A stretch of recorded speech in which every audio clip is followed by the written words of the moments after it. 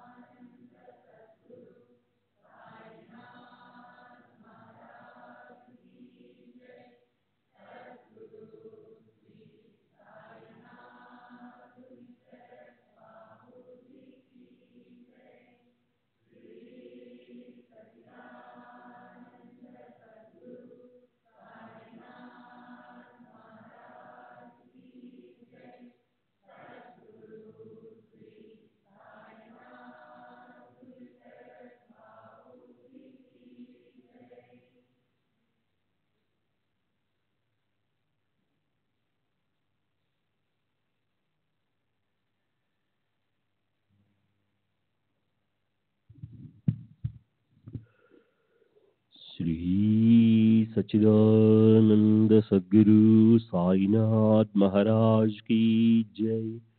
सद्गुरु श्री साईनाथ शरद बाबू जी की जय।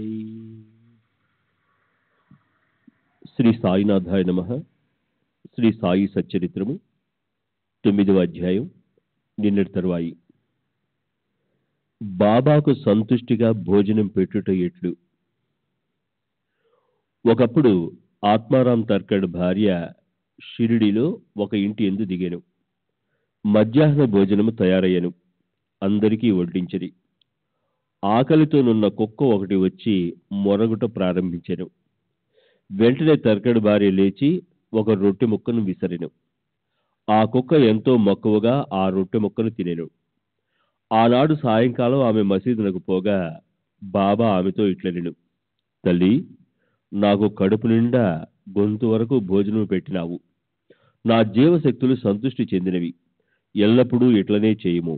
ఇది నీకు సద్గతి కలిగజేయును. ఈ మసీదులో కూర్చుండి నేనెన్నడూ అసత్యం ఆడను. నా యందు ఇట్లే దయ ఉంచుము. మొదట ఆకలితోనున్న జీవికే జీవికి భోజనము పెట్టిన పిమ్మట నీవు భుజింపుము. దీనిని జాగ్రత్తగా జ్ఞప్తి ఎందుంచుకునుము. ఇదంతయు ఆమెకేమీ బోధపడలేదు. కావున ఆమె ఇట్లు జవాబిచ్చెను, బాబా, నేను నీకెట్లు భోజనము పెట్టగలను? నా భోజనము కొరకే ఇతరులపై ఆధారపడి ఉన్నాను. నేను వారికి డబ్బిచ్చి భోజనం చేయుచున్నాను. అందుకు బాబా ఇట్లు జవాబిచ్చెను, నీవు ప్రేమపూర్వకముగా పెట్టిన ఆ రొట్టె ముక్కను తిని ఇప్పటికీ త్రేణుపులు తీయుచున్నాను. నీ భోజనమునకు ముందు ఏ కుక్కను నీవు చూచి రొట్టె పెట్టితివో అదియు నేను ఒకటే. అట్లనే పిల్లులు, పందులు, ఈగలు, ఆవులు మొదలుగా గలవన్నీ నా అంశములే. నేనే వాని ఆకారంలో తిరుగుచున్నాను. ఎవరైతే సకల జీవకోటిలో నన్ను చూడగలుగుదురో వారే నా ప్రియభక్తులు. కావున నేను వేరు, తక్కిన జీవరాశి అంతయు వేరు అను ద్వంద్వభావమును, భేదమును విడిచి నన్ను సేవింపుము. ఈ అమృతతుల్యమగు మాటలు ఆమె హృదయమును ఎంతయో కదిలించినవి. ఆమె నేత్రములు అశ్రువులతో నిండెను, గొంతు గద్గదమయ్యెను. ఆమె ఆనందమునకు అంతు లేకుండెను. నీతి: జీవులన్నిటి యందును భగవంతుని దర్శింపుము అన్నది ఈ అధ్యాయంలో నేర్చుకునవలసిన నీతి. ఉపనిషత్తులు, భగవద్గీత, భాగవతము మొదలగునవన్నీ భగవంతుని ప్రతి జీవి యందు చూడమని ప్రబోధించుచున్నవి. ఈ అధ్యాయము చివర చెప్పిన ఉదాహరణము వలనను ఇతర అనేక భక్తుల అనుభవముల వలనను సాయిబాబా ఉపనిషత్తులలోని ప్రబోధములను తమ ఆచరణ రూపమున చూపి అనుభవపూర్వకముగా నిర్ధారణ చేసి ఉన్నారని స్పష్టమగును. ఉపనిషదాది గ్రంథములలో ప్రతిపాదింపబడిన తత్వమును అనుభవపూర్వకముగా ప్రబోధించిన సమర్థ సద్గురుడే శ్రీ సాయిబాబా. 9వ అధ్యాయం సంపూర్ణము. సద్గురు శ్రీ సాయినాథార్పణమస్తు. శుభం భవతు. శ్రీ సచ్చిదానంద సద్గురు సాయినాథ్ మహారాజ్ की जय. सद्गुरु श्री साईनाथुनि शरद बाबूजी की जय.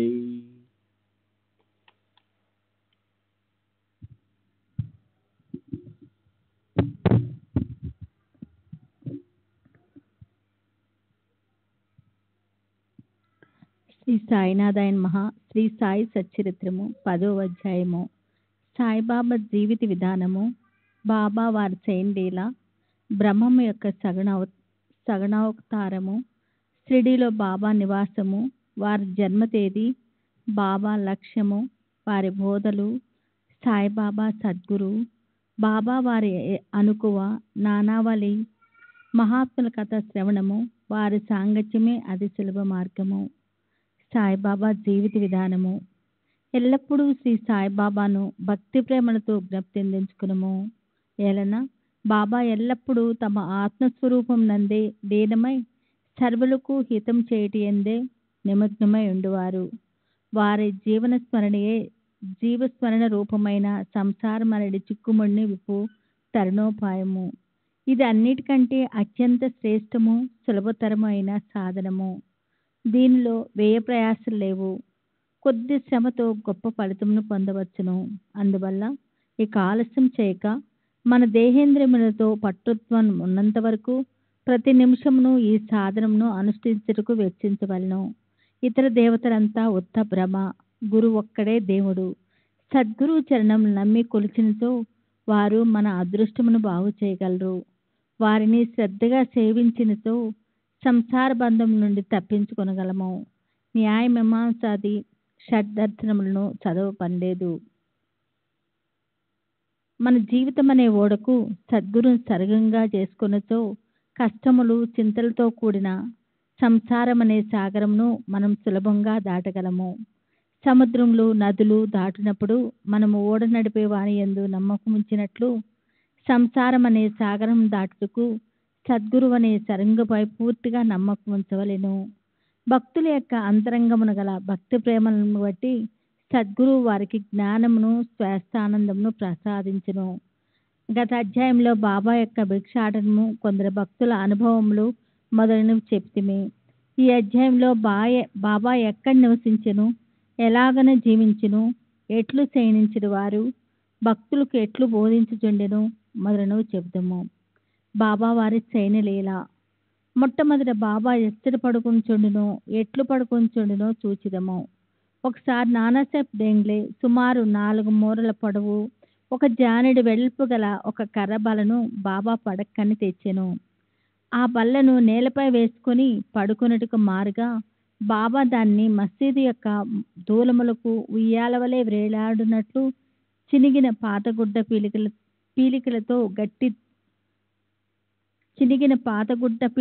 కట్టి దానిపై పడుకొన మొదలెన్ను. గుడ్డ పిలికలు పలుచనవి, ఏమాత్రమూ బలమైనవి కావు. అవి ఆ కొయ్యబల్ల యొక్క బరువును మోయుటయే గగనము. ఇంకా బాబా యొక్క బరువును కూడా కలిపి అవి ఎట్లు భరించుచుండునన్నది ఆ ఆశ్చర్య వినోదములకు హేతువైను. ఆ పాతగుడ్డ పీలికలు అంత బరువును మోయగలుగుట నిజంగా బాబా లీలయే. బాబా ఈ బల్ల యొక్క 4 మూలల యందు 4 దీప ప్రమిదలుంచి రాత్రంతయు దీపములు వెలిగించుచుండ్రి. ఇది ఏమి చిత్రము! బల్లపై అజానుబాహువు బాబా పడుకున్నటికే స్థలం చాలినప్పుడు దీపములు పెట్టుకు జాగా ఎక్కడిది? బాబా పల్లపైన పడుకున్న మా దృశ్యమును దేవతలు సహితము చూచి తీరవలసిందే. ఆ బల్లపైకి బాబా ఎట్లు ఎక్కుచుండెను, ఎట్లు దిగుచుండెను అన్నది అందరికీ ఆశ్చర్యం కలిగించుచుండెను. అనేక మంది ఉత్సుకతతో బాబా బల్లపైకి ఎక్కుట దిగుట గమనించుటకై కనిపెట్టుకుని ఉండేవారు. కానీ బాబా ఎవరికీ ఆ వైనము అంతు తెలియనివ్వలేదు. ఆ వింత చూచుటకు జనులు గుంపులు గుంపులుగా గుమికూడుచే బాబా విసుగు చెంది ఒకనాడు ఆ బల్లను విరిచి పారవేచిరి. అష్టసిద్ధులు బాబా ఆధీనములు. బాబా వాణ్ణి ఉపేక్షించలేదు. వాని కొరకు ఏ అభ్యాసములు చేయలేదు. వారు పరిపూర్ణులు కనుక సహజంగానే అవి వారికి సిద్ధించెను. బ్రహ్మమ్మ యొక్క సౌనవతారము. సాయిబాబా 3.5 మూరల మానవ దేహంతో కనిపించినను వారు సర్వహృదయాంతరస్తులు. అంతరంగమున వారు పరమ నిస్పృహులైనప్పటికీ బాహ్యమునకు లోకహితం కోరువానిగా కనిపించువారు. అంతరంగమున వారు మమకార రహితులైనప్పటికీ బాహ్య దృష్టికి మాత్రం తమ భక్తుల యోగక్షేమముల కొరకు ఎంతయో తాపత్రయపడుతున్న వారి వలె కనిపించేవారు. వారి అంతరంగము శాంతికి ఉనికిపట్టైనను బయటికి చంచల మనస్కుల వలె కనిపించుచుండెను. లోపల పరబ్రహ్మస్థితి ఉందన్నప్పటికీను బయటికి దయ్యం వలె నటించుచుండెడివారు. లోపల అద్వైతైనను బయటకు ప్రపంచం నందు తగులుకుని వాని వలె కనిపించుచుండెను. ఒక్కొక్కప్పుడు అందరినీ ప్రేమతో చూచిటివారు, ఇంకొకప్పుడు వారిపై రాళ్లు విసుచుండ్రి.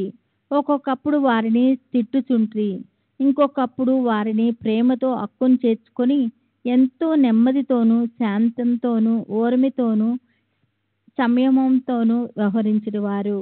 బాబా ఎల్లప్పుడూ ఆత్మానుసంధానమందే మునిగి ఉండేవారు. భక్తులపై కారుణ్యం చూపుచుండేవారు. వారు ఎల్లప్పుడూ ఒకే ఆసనమందు స్థిరంగా నుండేవారు. వారెక్కడికి ప్రయాణం చేసేవారు కాదు. చిన్న చేతి కర్రయే వారు సదా ధరించే దండము. చింతారహితులై ఎప్పుడూ శాంతంగా నుండేవారు. సిరి సంపదలు కానీ కీర్తి ప్రతిష్టలు కానీ లక్ష్య పెట్టక భిక్షాటనిచే నిడారంబులై జీవించేవారు. అట్టి పావన జీవులు వారు. ఎల్లప్పుడూ బాబా అల్లా మాలిక్ అంటే భగవంతుడే యజమాని అనేటివారు. భక్తులు యందు అవిచ్ఛిన్నమైన పరిపూర్ణ ప్రేమానురాగాలను కలిగి ఉండేవారు. ఆత్మజ్ఞానమునకు ఆయన గని, దివ్యానందమునకు వారు ఉనికి పట్టు. సాయిబాబా యొక్క దివ్య స్వరూపము అట్టిది. ఆద్య అంతములు లేనట్టిది, అక్షయమైనట్టిది, భేదరహితమైనట్టిది, విశ్వమంతయు ఆవరించినట్టిది అయిన ఆ పరబ్రహ్మతత్వమే సాయిబాబాగా అవతరించినది. ఎంతో పుణ్యం చేసుకున్న అదృష్టవంతులు మాత్రమే ఆ నిధిని పొందగలిగిరి, గ్రహించగలుగుచుండ్రి. సాయిబాబా యొక్క నిజతత్వమును గ్రహించలేక వారిని ఒక సామాన్య మానవునిగా నెంచిన వారు నిజంగా దురదృష్టవంతులు. శ్రీ సచిదానంద సద్గురు సాయినాథ్ మహారాజ్ కి జై. సాయినాథ్ శరత్ బాబూజీ కి జై. షిరిడీలో బాబా నివాసము వారి జన్మ తేదీ. బాబా యొక్క తల్లిదండ్రులు గూర్చి గాని వారి సరి అయిన జన్మ తేదీ గాని ఎవరికీ తెలియదు. వారు షిరిడీలో ఉండిన కాలాన్ని బట్టి దానిని సుమారుగా నిశ్చయించవచ్చు. బాబా 16 ఏండ్ల ప్రాయమున షిరిడీ వచ్చి 3 సంవత్సరములు అచ్చట నుండిరి. హఠాత్తుగా అచ్చట నుండి అదృశ్యులై కొంతకాలం పిమ్మట నైజాము రాజ్యంలోని ఔరంగాబాదుకు సమీపమున కనిపించిరి. 20 సంవత్సరముల ప్రాయమున చాంద్ పాటిల్ పెండ్లి గుంపుతో షిరిడీ చేరిరి. అప్పటి నుండి 60 సంవత్సరములు షిరిడీ వదలక అచ్చటనే ఉండి 1918వ సంవత్సరంలో మహాసమాధి చెందిరి. దీనిని బట్టి బాబా సుమారు 1838వ సంవత్సర ప్రాంతములందు జన్మించి ఉందురని భావింపవచ్చును. బాబా లక్ష్యము వారి బోధలు. 17వ శతాబ్దంలో రామదాసను యోగి పుంగువుడు 1608 నుండి 1681 వరకు వర్ధిల్లెను. గో బ్రాహ్మణులను మహమ్మదీయుల నుండి రక్షించు లక్ష్యమును వారు చక్కగా నిర్వర్తించిరి.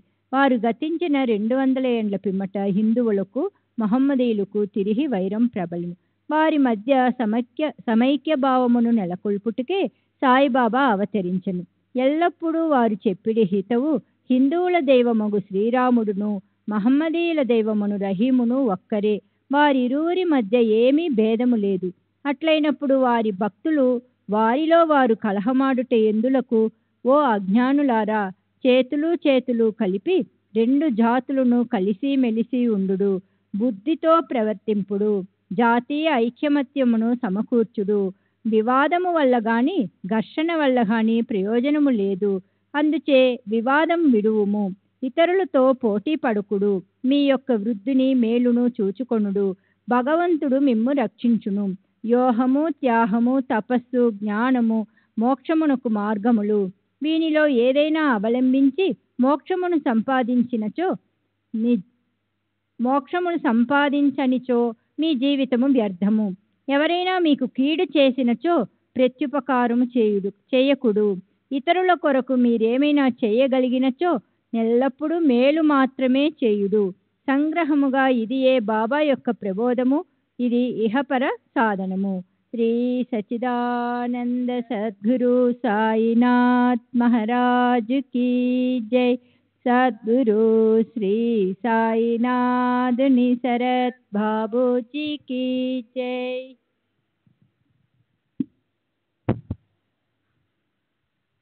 శ్రీ సచ్చిదానంద సద్గురు సాయినాథ్ మహారాజ్ కీ జై. సద్గురు శ్రీ సాయినాథుని శరత్ బాబూజీ కీ జై. సాయిబాబా సద్గురువు. గురువులమని చెప్పుకొని తిరుగువారు అనేకులు గలరు. వారు ఇంటింటికి తిరుగుచూ వీణ చిరతలు చేతబట్టుకొని ఆధ్యాత్మిక ఆడంబరము చాటిద్దరు. శిష్యుల చెవులలో మంత్రములు నూది వారి నుండి ధనము లాగెదరు.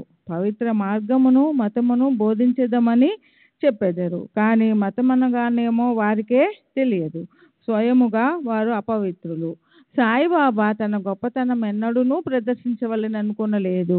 వారికి దేహాభిమానం ఏమాత్రమూ లేకుండెను. కానీ భక్తుల యందు మిక్కిలి ప్రేమ మాత్రము ఉండేది. నియత గురువులోని అనియత గురువులని. గురువులు 2 విధములు. నియత గురువులనగా నియమింపబడినవారు. అనియత గురువులనగా సమయానుకూలముగా వచ్చి ఏదైనా సలహా ఇచ్చి మన అంతరంగముననున్న సుగుణమును వృద్ధి చేసి మోక్ష మార్గము తొక్కునట్లు చేయువారు.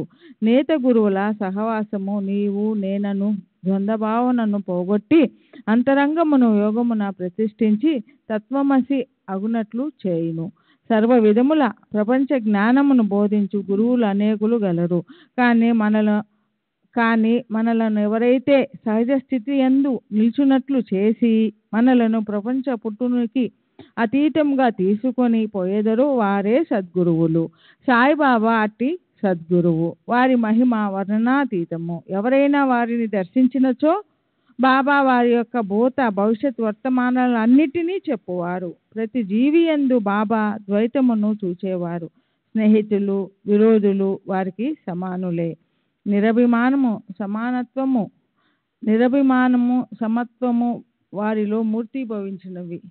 వారు దుర్మార్గుల అవసరములు కూడా తీర్చేటివారు. కలిమి లేములు వారికి సమానము. మానవ దేహంతో సంచరించినప్పటికీ వారికి గృహ దేహాదుల యందు అభిమానము లేకుండెను. శరీరదారుల వలె కనిపించినను వారు నిజముగా నిశరీరులు, జీవన్ముక్తులు. బాబాను భగవానుని వలె పూజించిన షిరిడీ ప్రజలు పుణ్యాత్ములు. ఏది తినుచున్నను త్రాగుచున్నను తమ దొడ్లలోనో పొలములలోనో పని చేసుకొనుచున్నను వారెల్లప్పుడూ సాయిని జ్ఞప్తి అందించుకొని సాయి మహిమను కీర్తించుండు వారు. సాయి తప్ప ఇంకొక దైవము వారెరిగి ఉండలేదు. షిరిడీ శ్రీల ప్రేమను, భక్తిని, దాని మాధుర్యంను వర్ణించుటకు మాటలు చాలవు. వారు పామరులైనప్పటికీ వారికున్న స్వల్ప భాషా జ్ఞానంతోనే ప్రేమతో బాబాపై పాటలను కూర్చుకొని పాడుకొనుచుండిరి. వారికి అక్షర జ్ఞానము శూన్యమైనప్పటికీ వారి పాటలలో నిజమైన కవిత్వము కానవచ్చును. యథార్థమైన కవిత్వము పాండిత్యం వల్ల రాదు, అది అసలైన ప్రేమ వలన వెలువడును. కవిత్వము స్వచ్ఛమైన ప్రేమ భావం నుండి వెలువడును. అటువంటి సిసలైన కవిత్వాన్ని విభూదులైన శ్రోతలు ఆస్వాదించగలరు. ఈ పల్లె పదాలన్నీ సేకరింపదగినవి. సాయి అనుగ్రహం ఉంటే ఏ భక్తుడైనా వీనిని శ్రీ సాయి లీలా పత్రికలను లేదా పుస్తక రూపంలోనూ ప్రకటించిన ఎంతయో బాగుండును.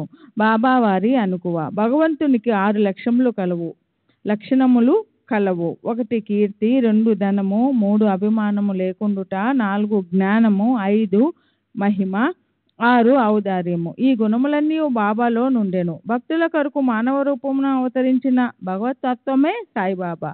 వారి కరుణ, అనుగ్రహము అద్భుతములు. వారే కరుణతో భక్తులను తమ వద్దకు చేర్చుకొనకుండినా వారి మహత్యమును తెలుసుకొనగల శక్తి ఎవరికి కలదు? భక్తుల కొరకు బాబా నోట వెలువడిన పలుకుటకు సరస్వతీదేవి కూడా వెరగు చెందెను. ఒక ఉదాహరణ, బాబా మిక్కిలి అనుకువదో ఇట్లన్నడి వారు: బానిసలకు బానిసనగు నేను మీకు రుణగ్రస్తుడను.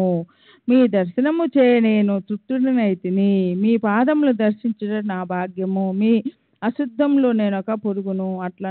అట్లగుట వలన నేను ధన్యుడను.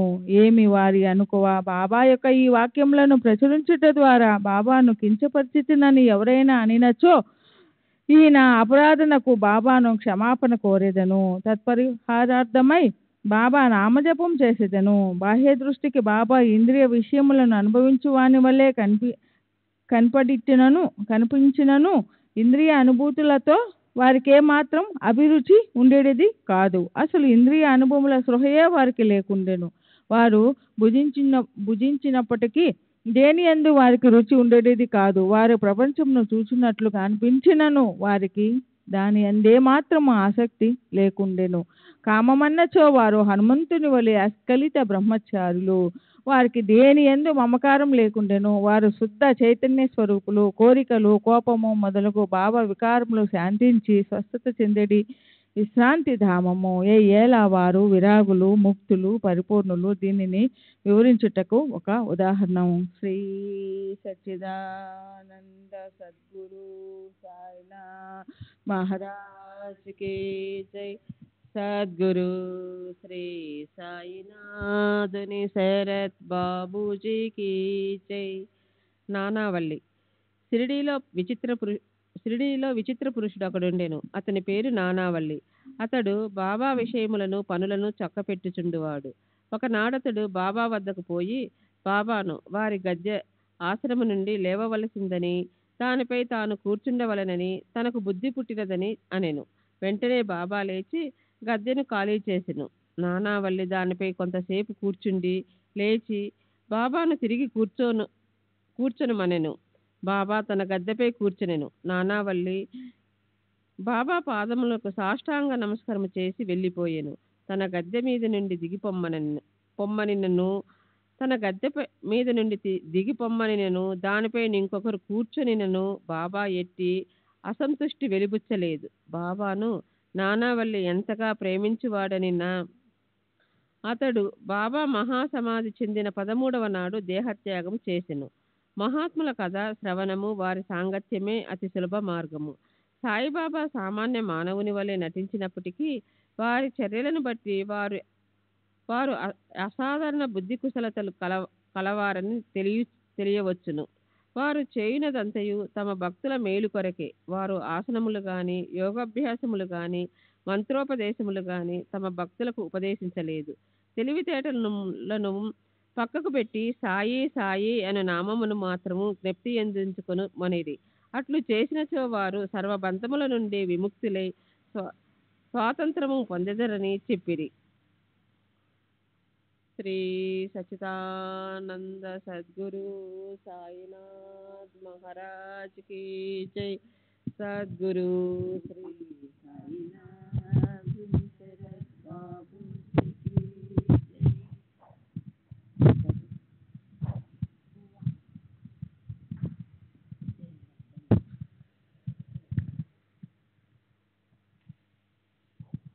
శ్రీ సచ్చిదానంద సద్గురు సాయినాథ్ మహారాజ్ की जय. సద్గురు శ్రీ సాయినాథుని శరత్ బాబూజీ की जय.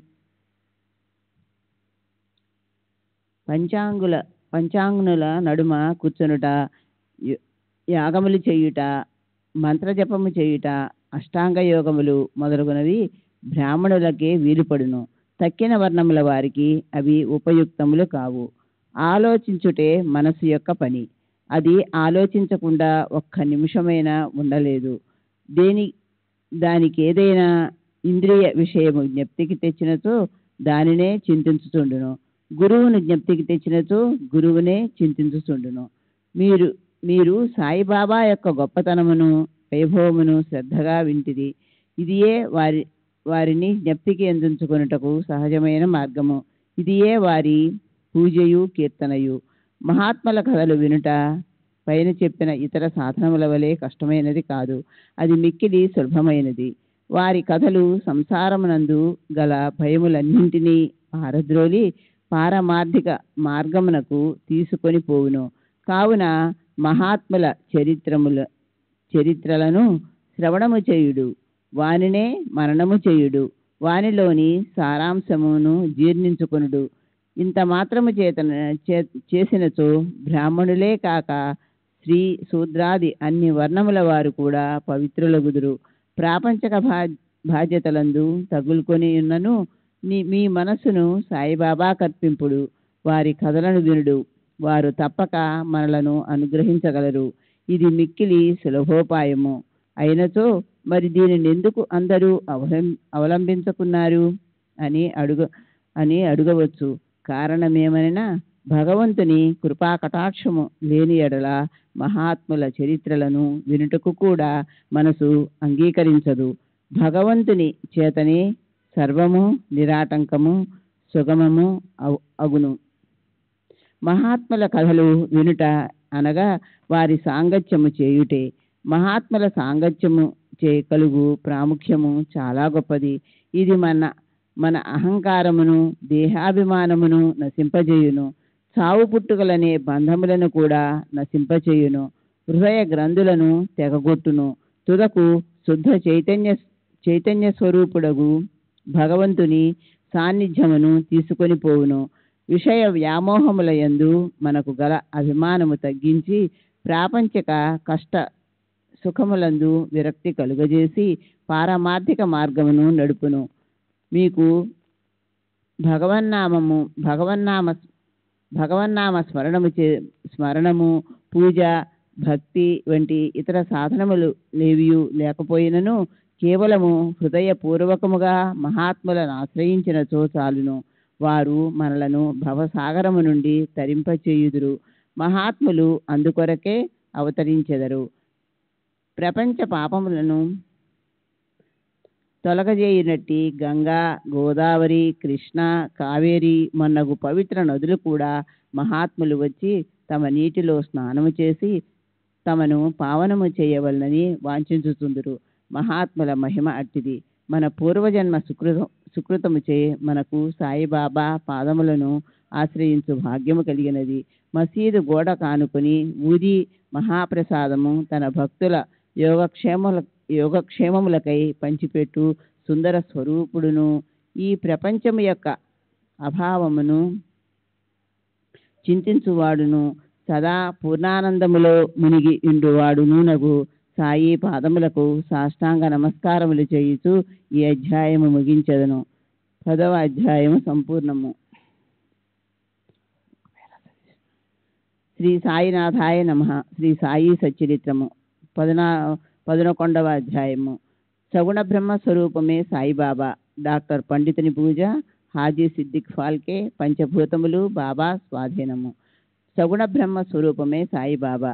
భగవంతుడు లేదా బ్రహ్మము 2 విధములుగా నవతరింపవచ్చును.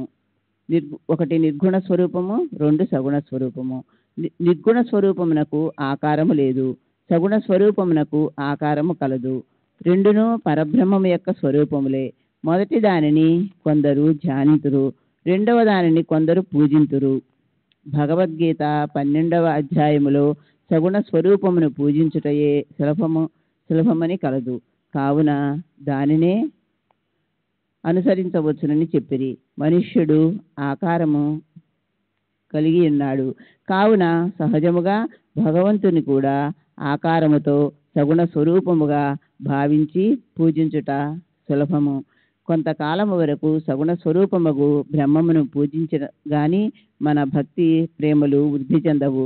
క్రమముగా ఆ భక్తి నిర్గుణ స్వరూపముగు పరబ్రహ్మోపాసనకు దారితీయును.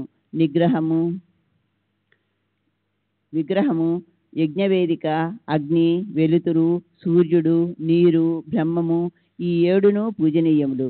కానీ సద్గురువు వీని అన్నింటికంటే నికృష్టుడు. అట్టి సద్గురుడైన సాయినాథుని మనమున ధ్యానించదము కాక, వారు రూపుదాల్చిన వైరాగ్యము, నిజ భక్తులకు విశ్రాంతి ధామము.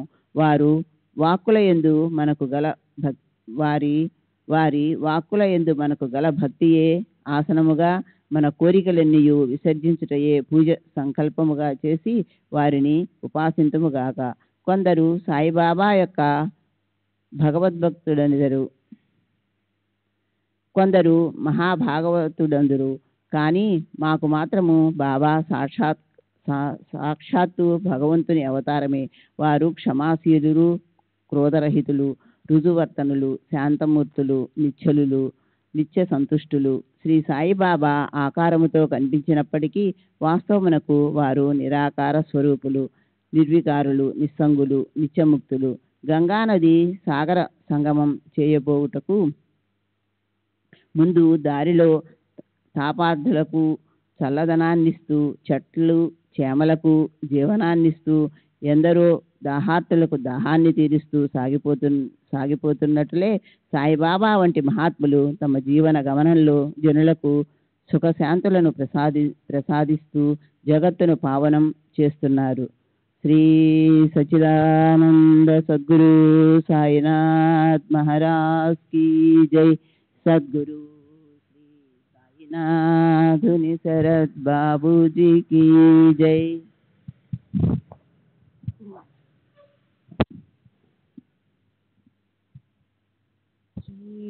सच्चिदानंद सद्गुरु साईनाथ महाराज की जय. सद्गुरु श्री साईनाथुनि शरद बापूजी की जय. భగవద్గీత యందు శ్రీకృష్ణుడు మహాత్ములు తన ఆత్మనియు తన సజీవ ప్రతిమానియు తానే వారనియు వారే తాననియు నుడివి ఉన్నారు. వర్ణింప నలవి కాని ఆ సచ్చిదానంద స్వరూపమే షిరిడీలో సాయిబాబా రూపమున అవతరించెను. శృతులు బ్రహ్మమును ఆనంద స్వరూపముగా వర్ణించుచున్నది. తైత్రీయ ఉపనిషత్తు ఈ సంగతి పుస్తకములందు చదువుచున్నాము. కానీ భక్తులు ఈ ఆనంద స్వరూపమును షిరిడీలో అనుభవించుచుండిరి. సర్వమునకు ఆధారభూతమగు బాబా ఉపాధిరహితుడు. వారు తమ ఆసనము కొరకు ఒక గోన సంచిని ఉపయోగించేవారు. భక్తులు దానిపై చిన్న పరుపు వేసి ఆనుకొనుటకు చిన్న బాలీసును సమకూర్చుకునిరి. బాబా తన భక్తుల కోరికను మన్నించి వారి భావాన్ని అనుసరించి తనను పూజించుటకెట్టి అభ్యంతరము చూపకుండెను. కొందరు చామరులముతోనూ కొందరు విసనకర్రలతోనూ విసురుచుండిరి. కొందరు సంగీత వాద్యములను మ్రోగించుచుండిరి. కొందరు వారికి అర్ఘ్యపాదములను సమర్పించుచుండిరి.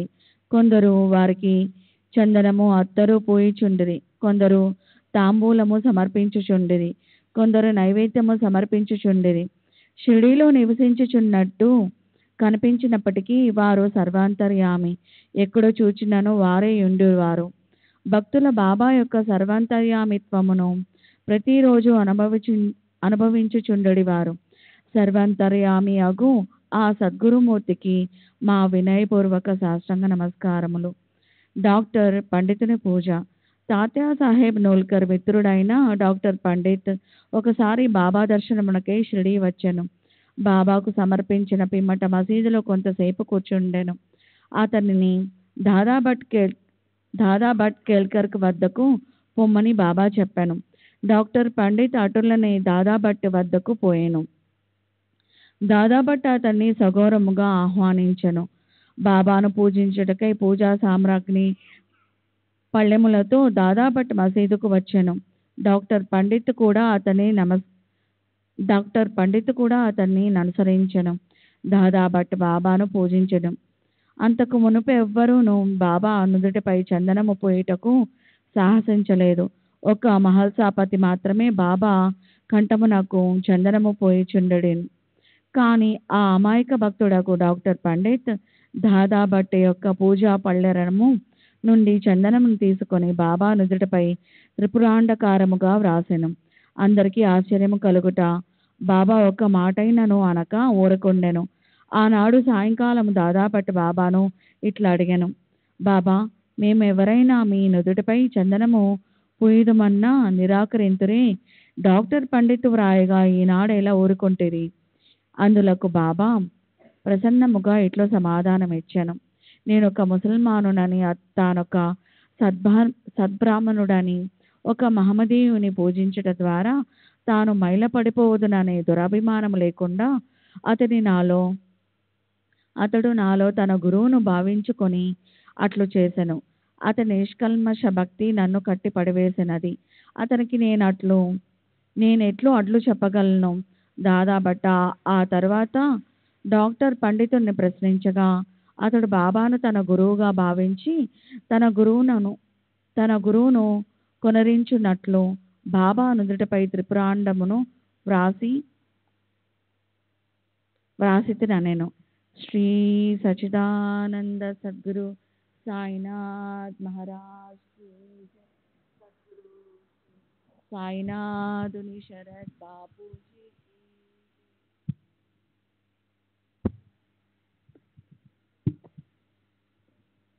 శ్రీ సచిదానంద సద్గురు సాయినాథ్ మహారాజ్ కీ జై.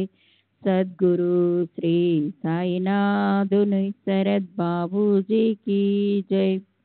భక్తులు వారి వారి భావానుసారము తమను ఆరాధించుటకు బాబా సమ్మతించినను.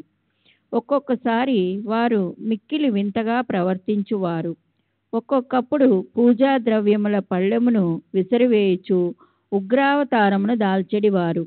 అట్టి సమయములో బాబాను సమీపించుటకు కూడా ఎవ్వరికీ ధైర్యము చాలెడిది కాదు. ఒక్కొక్కప్పుడు భక్తులను తిట్టుచుండెను. ఒక్కొక్కప్పుడు మైనము కంటే మెత్తగా కనిపించెడివారు. అప్పుడు వారు శాంతి క్షమలకు ప్రతిరూపము వలె కనిపించుచుండిరి. బయటికి కోపముతో ఊగిపోవచ్చు కళ్ళెర్ర చేసినప్పటికీ వారి హృదయము మాత్రము మాతృ హృదయము వలె అనురాగమయము. వెంటనే వారు తమ భక్తులను ప్రేమతో దగ్గరికి తీసి, నేనెప్పుడు ఎవరిపైనా కోపించి ఎరుగను. తల్లి తన బిడ్డలను ఎక్కడైనా తరిమివేయునా, సముద్రము తనను చేరు నదులను ఎప్పుడైనా తిరగగొట్టునా, నేను మిమ్మలనెందుకు నిరాదరించెదను? నేనెప్పుడు మీ యోగక్షేమములనే ఆపేక్షించదను. నేను మీ సేవకుడను. నేనెప్పుడు మీ వెంటనే ఉండి పిలిచినా పలుకుతాను.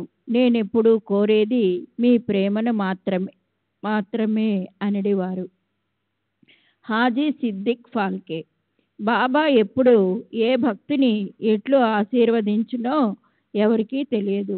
అది కేవలము వారి ఇచ్చపై ఆధారపడి ఉండెను. హాజీ సిద్దిక్ ఫాల్కే కదా ఇందుకు ఉదాహరణము. సిద్దిక్ ఫాల్కే అను మహమ్మదీయుడు కళ్యాణ్ నివాసి. మక్కా మదీనా యాత్రలు చేసిన పిమ్మట షిరిడీ చేరెను. అతడు చావడి ఉత్తర భాగమున బస చేసెను. 9 నెలలు షిరిడీలో ఉన్నను. బాబా వానిని మసీదులో పాదములు పెట్టనివ్వలేదు. అతడు మసీదు ముందున్న ఖాళీ జాగాలో కూర్చునుచుండెను.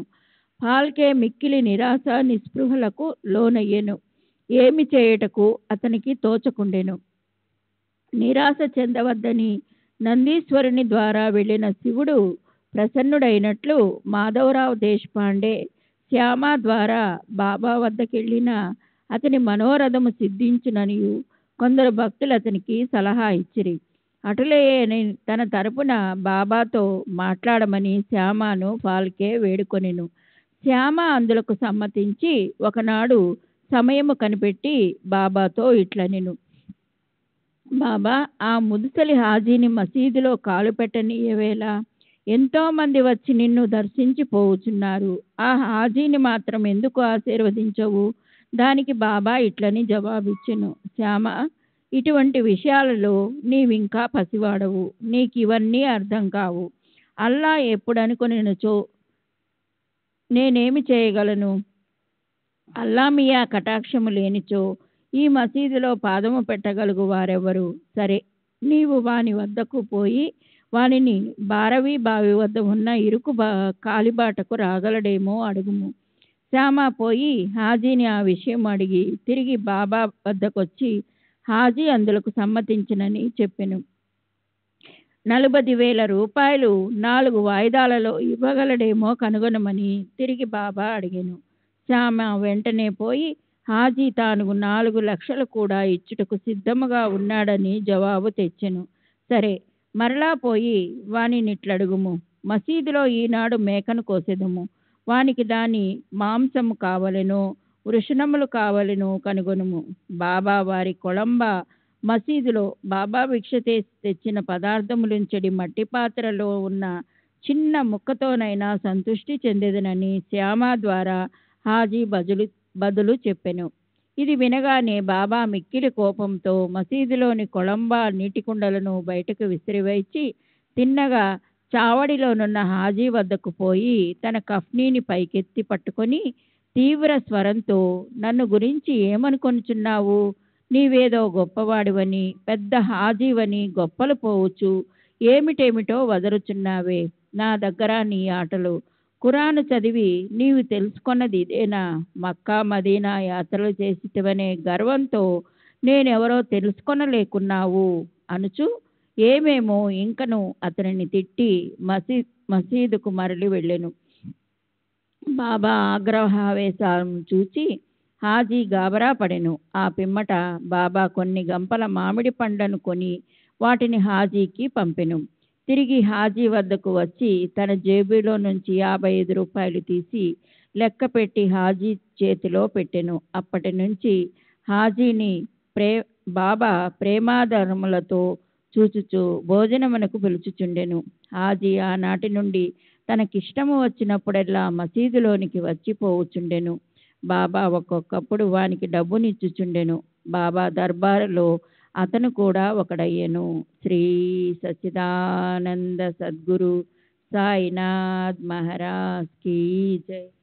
సద్గురు శ్రీ సాయినాథ్ బాబూజీ కీ జై. పంచభూతములు బాబా స్వాధీనము. బాబాకు పంచభూతములు స్వాధీనములని తెలుపు 2 సంఘటనలను వర్ణించిన పిమ్మట ఈ అధ్యాయమును ముగించెదను. ఒకనాడు సాయంకాలము షిరిడీలో గొప్ప తుఫాను సంభవించెను. నల్లని మేఘములు ఆకాశమును కప్పెను. గాలి తీవ్రముగా వీచెను. ఉరుములు మెరుపులతో కుంభవృష్టి కురిసెను. కొంతసేపటిలో నేల అంతయు జలమయమయ్యెను. పశుపక్ష్యాది జీవకోటితో సహా జనులందరూ మిక్కిలి భయపడిరి. షిరిడీ గ్రామంలో కొలువై ఉన్న శని, శివపార్వతులు, మారుతి, ఖండోబ మొదలైన దేవతలెవ్వరూ వారిని ఆదుకొనలేదు. కావున వారందరూ మసీదుకొచ్చి బాబాను శరణుజొచ్చిరి. తుఫానును ఆపివేయుడని బాబాను వేడుకొనిరి. ఆపదలోనున్న జనులను చూచి బాబా మనస్సు కరిగెను. వారు బయటకు వచ్చి మసీదు అంచున నిలబడి బిగ్గరగా, ఆగు, నీ తీవ్రతను తగ్గించు, నెమ్మదించు అని గర్జించిరి. కొన్ని నిమిషములలో వర్షము తగ్గెను. గాలి వీచుట మానెను, తుఫాను ఆగిపోయెను, చంద్రుడు ఆకాశమున కనిపించెను. ప్రజలందరూ సంతృష్టి చెంది వారి వారి గృహములకు పోయిరి. ఇంకొకప్పుడు మిట్ట మధ్యాహ్నము యునిలోని మంటలు అపరిమితముగా లేచెను. మంటలు మసీదు కప్పుకున్న దూలములకు తాకునట్లు ఎగియుచుండెను. మసీదులో కూర్చున్న వారికేమీ చేయుటకు తోచలేదు. దునిలోని కట్టెలు తగ్గింపుడని గాని, నీళ్లు పోసి మంటలు చల్లార్పుడని గాని బాబాకు సలహానిచ్చుటకు వారు భయపడుచుండిరి. వారి భయాందోళనలను బాబా వెంటనే గ్రహించి తమ సటకాతో ప్రక్కనున్న స్తంభముపై కొట్టుచు, దిగు దిగు శాంతించుము అనిది. ఒక్కొక్క సటకా దెబ్బకు కొంచెము కొంచెము చొప్పున మంటలు తగ్గిపోయి దుని యథాపూర్వము మితముగా మండసాగెను. భగవదవతారమైన శ్రీ సాయినాథుడట్టివారు. వారి పాదములపై పడి సాష్టాంగ నమస్కారం చేసి సర్వస్వ శరణాగతి వేడిన వారినెల్లా వారు కాపాడెదరు. ఎవరైతే భక్తి ప్రేమలతో ఈ అధ్యాయములోని కథలను నిత్యము పారాయణ చేసెదరో వారు కష్టములన్నింటి నుండి విముక్తులగుదురు. అంతేకాక సాయి అందే అభిరుచి భక్తి కలిగి త్వరలో భగవత్ సాక్షాత్కారమును పొందెదరు. వారి కోరికలన్నయూ నెరవేరి తుదకే కోరికలు లేని వారై ముక్తిని పొందెదరు. 11వ అధ్యాయం సంపూర్ణము. సద్గురు శ్రీ సాయినాథార్పణమస్తు. శుభం భవతు. శ్రీ సచ్చిదానంద సద్గురు సాయినాథ్ మహారాజ్ కీ జై. సద్గురు శ్రీ సాయినాథుని శరత్ బాబూజీ కీ జై.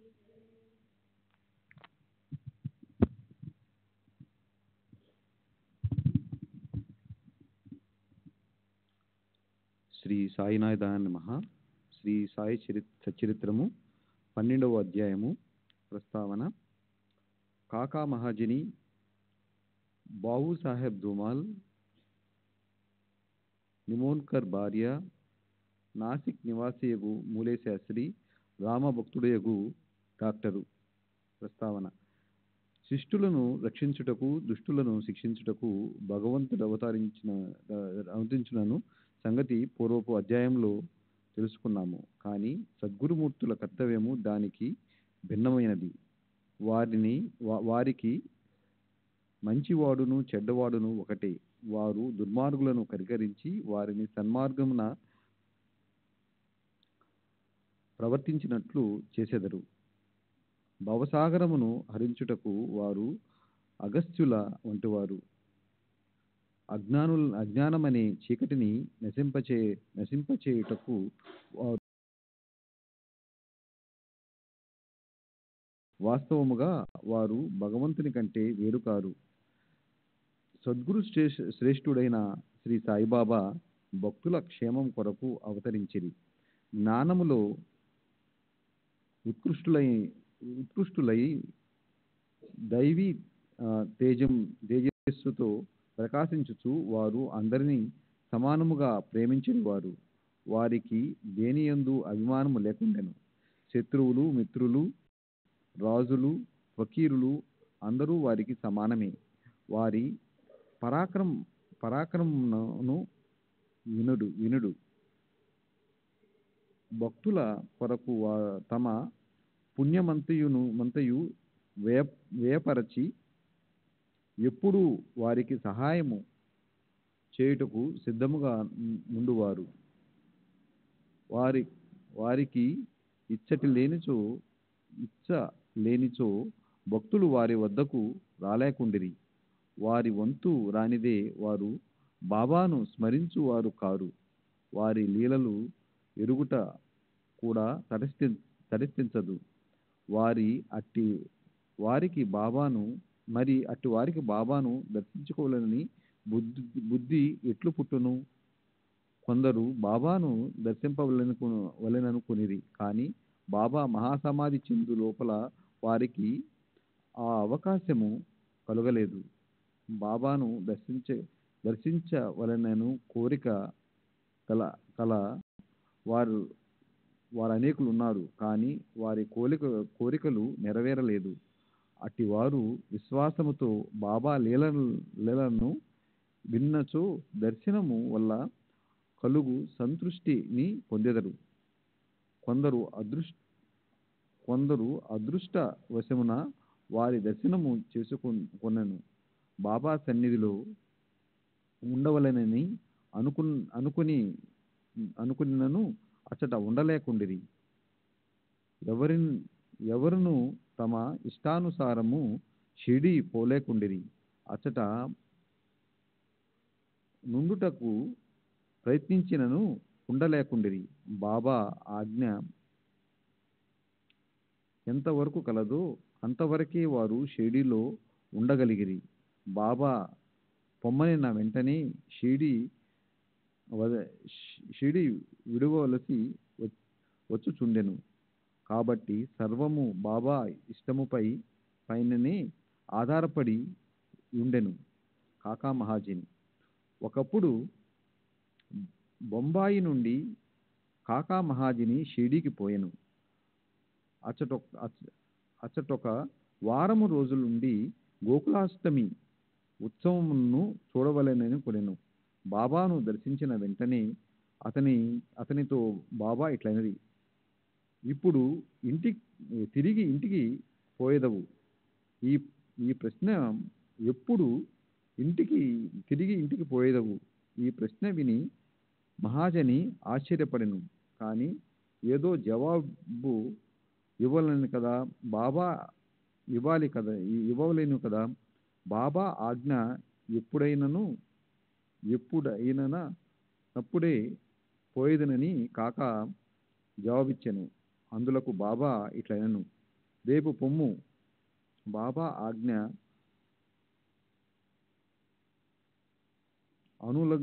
అనులంఘనీయము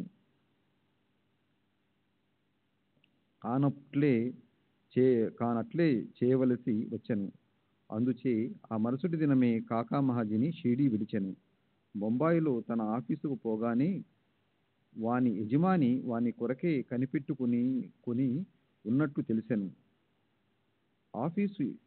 ఆఫీసు మేనేజరు హఠాత్తుగా జబ్బు పడెను. కావున కాకా మహాజని ఆఫీసులో ఉండవలసిన అవసరము ఏర్పడెను.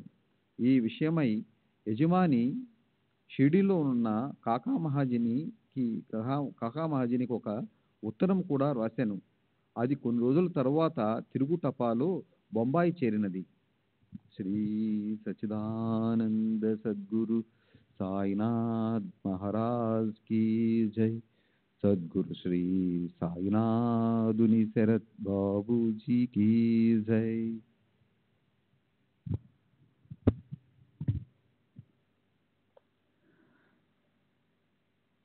బావు సాహెబ్ ధూమా పైదానికి భిన్నముగు కథను ఇప్పుడు వినుడు. ప్లీడర్ వృత్తిలో ఉండిన బావు సాహెబ్ ధూమాల్ ఒకసారి కోర్టు పనిపై నిఫాడ్ పోవుచుండెను. దారిలో దిగి షిరిడీకి పోయాను. బాబా దర్శనం చేసుకుని వెంటనే నిఫాడ్ పోవా సెలవు కోరాను. కానీ బాబా అనుజ్ఞ ఇవ్వలేదు. షిరిడీలోని ఇంకొక వారం ఉండునట్లు చేశాను. ఆ తరువాత అతడు బాబా వద్ద సెలవు పొంది నిఫాడ్ చేరగా అక్కడి మేజిస్ట్రేట్ కడుపు నొప్పి వచ్చి కేసు వాయిదా పడేనని తెలిసెను. తరువాత ఆ కేసు విచారణ కొన్ని నెలల వరకు సాగాను. 4 మేజిస్ట్రేట్లు దానిని విచారించి తుదకు ధూమాల్ దానిని గెలిచెను. అతని కక్షిదారు విడుదలయ్యను. నిమోన్కర్ భార్య. నిమోన్కర్ గ్రామ వతనుదారుడు గౌరవ మేజిస్ట్రేటును అగు నానాసాహెబ్ నిమోన్కర్ తన భార్యతో షిరిడీలో కొంతకాలం ఉండెను. ఆ దంపతులు తమ సమయమంతయు మసీదులోనే గడుపుచు బాబా సేవ చేయుచుండిరి. బేలాపూర్లో ఉన్న వారి కుమారుడు జబ్బుపడినట్లు కబురు వచ్చెను. బేలాపూర్ పోయి తన కుమారుని అక్కడున్న తమ బంధువులను చూచి అక్కడ కొన్ని దినములు ఉండవలని తల్లి అనుకొనెను. కానీ బేలాపూర్ పోయి ఆ మరుసటి దినమునకే షిరిడీ తిరిగి రావాలని భర్త చెప్పాను. ఆమె సందిగ్ధంలో పడెను. ఏమి చేయుటకు తోచలేదు. ఆమె దైవమైన శ్రీ సాయినాథుడే ఆమెను అప్పుడు ఆదుకొనెను. బేలాపూర్కు పోవుటకు ముందు ఆమె బాబా దర్శనమునకై వెళ్ళాను. అప్పుడు బాబా సాటేవాడ ముందర నానా సాహెబ్ మొదలగు వారితో ఉండెను. ఆమె బాబా వద్దకు పోయి సాష్టాంగ నమస్కారం చేసి బేలాపూర్ పోవుటకు అనుమతిని ఇమ్మని కోరాను. అప్పుడు బాబా ఆమెతో ఇట్లు చెప్పెను, వెళ్ళుము, ఆలస్యం చేయవద్దు. హాయిగా బేలాపూర్లో 4 రోజులు ఉండిరా. నీ బంధువులను అందరినీ చూచి నింపాదిగా షిరిడీకి రమ్ము. బాబా మాటలు ఎంత సమయానుకూలంగా నుండెనో గమనించుడు. నిమోన్కర్ ఆదేశమును బాబా ఆజ్ఞ రద్దు చేశాను. నాసిక్ నివాసియకు మూలే శాస్త్రి. మూలే శాస్త్రి పూర్వాచార పరాయణుడైన బ్రాహ్మణుడు, నాసిక్ నివాసి. ఆయన షట్ శాస్త్ర పారంగతుడు, జ్యోతిష సాముద్రిక శాస్త్రములలో దిట్ట. అతడు నాగపూర్కు చెందిన కోటీశ్వరుడకు బాపు సాహెబ్ బూటీని కలుసుకొనుటకు షిర్డీకి వచ్చెను. బూటీని చూచిన పిదప బాబా దర్శనముకై మసీదుకు పోయాను. బాబా తన డబ్బుతో మామిడి పండ్లను కొన్ని పలహారపు వస్తువులను కొని మసీదులో ఉన్న వారందరికీ పంచిపెట్టుచుండెను. మామిడి పండు బాబా యొక్క చిత్రమైన విధముగా అన్ని వైపులా నొక్కెటివారు. తినువారు ఆ పండును నోట పెట్టుకుని చప్పరించగానే రసమంతయు నోటిలోనికి పోయి తొక్క టెంక మిగిలడివి. అరటి పండ్లను ఒలిచి గుజ్జును భక్తులకు పంచిపెట్టి తొక్కలు బాబా తమ వద్ద ఉంచుకునేటివారు. ములే శాస్త్రి సాముద్రికం తెలిసిన వాడొకటచే పరీక్షించుటకై బాబాను చేయి చాచుడని అడిగాను. బాబా దానిని అసలు పట్టించుకొనక 4 అరటి పండ్లు అతని చేతిలో పెట్టిరి. తరువాత అందరూ వాడా చేరి మూలే శాస్త్రి స్నానం చేసి మడి బట్టలు కట్టుకుని అగ్నిహోత్రము మొదలగునవి ఆచరించుటకు మొదలెడెను. బాబా మామూలుగానే లెండి తోటకు బయలుదేరాను. మార్గమధ్యమున బాబా హఠాత్తుగా గేరు తయారుగా నుంచుడు, ఈనాడు కాషాయ వస్త్రము ధరించెదను అని అనెను.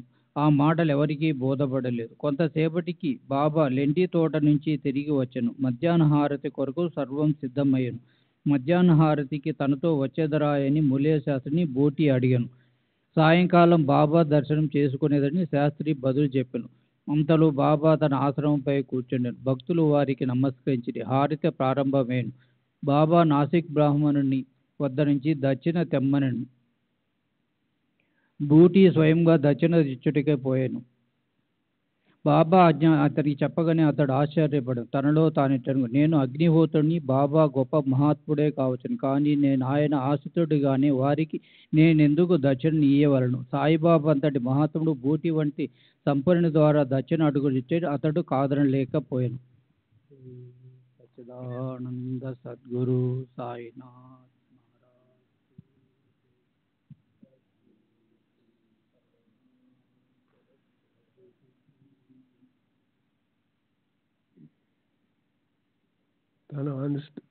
తన అనుష్ఠానమును మధ్యలోనే ఆపి బూటీతో మసీదుకు బయలుదేరెను.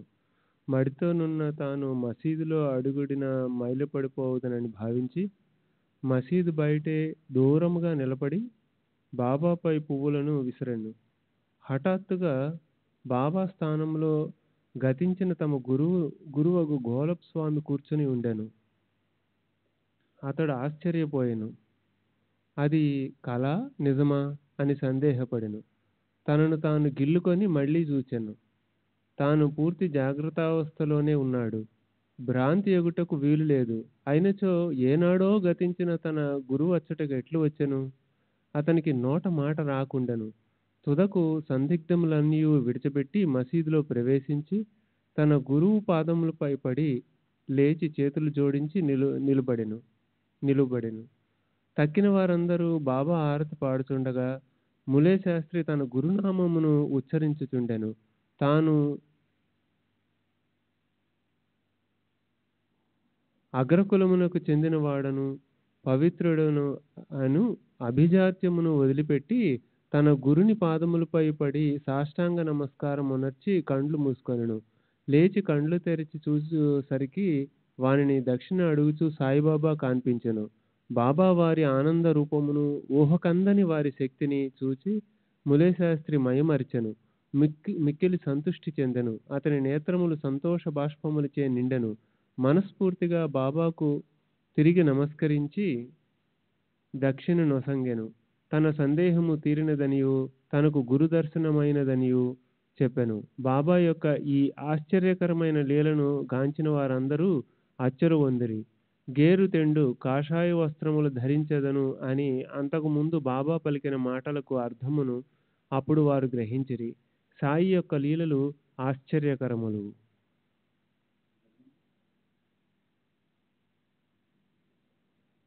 శ్రీ సచ్చిదానంద సద్గురు సాయినాథ్ మహారాజ్ की जय. सद्गुरु श्री साईनाथ निसरत बाबूजी की जय.